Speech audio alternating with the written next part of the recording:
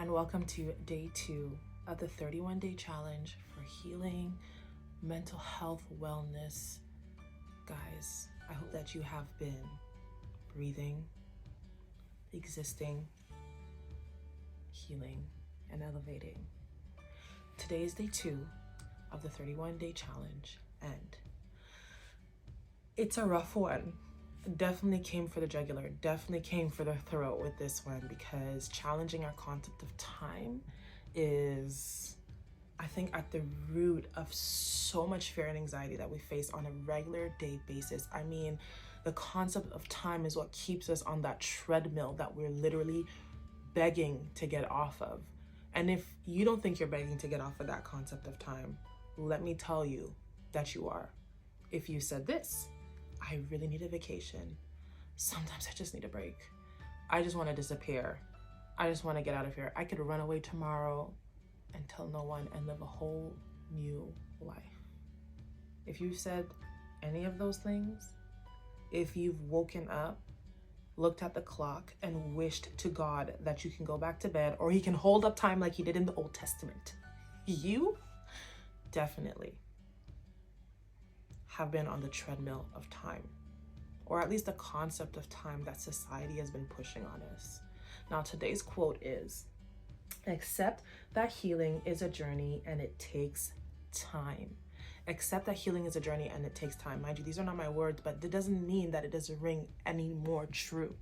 Healing is a journey that takes time. If something doesn't take time, one, often it doesn't stick, or we don't appreciate it as much. Now, I'm not saying that we should have to work for everything that we get, because there's some things God just wants to give to us. Salvation is free. Deliverance can be yours today. Like, there's so many things that God does in the now, and there are other things that take a process.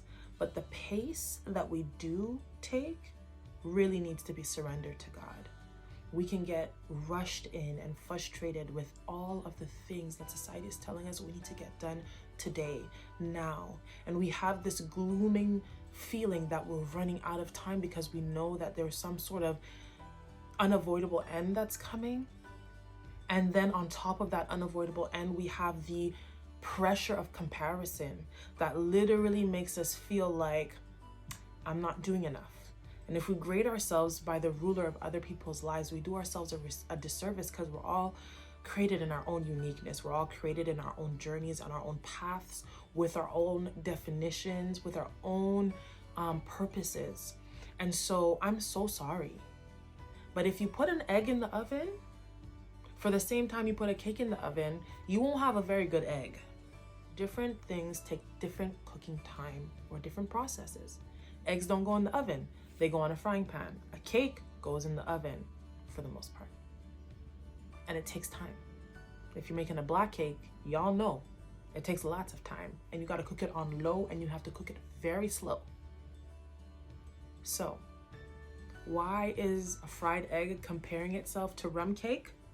I couldn't tell you. I couldn't tell you. You're comparing yourself to people who have purposes that are different, that require different timelines and different methodologies to get to the end result. You're doing yourself a disservice. Time is not in your hands. And you can try to walk on their path, but stay in your lane cannot be any more true in a moment like that. Because guess what? You're not an egg. Get out the frying pan, take your time in the oven. The sweetness that will come from you, my dear, will be delicious if you submit to the process. But no one wants a half-cooked cake.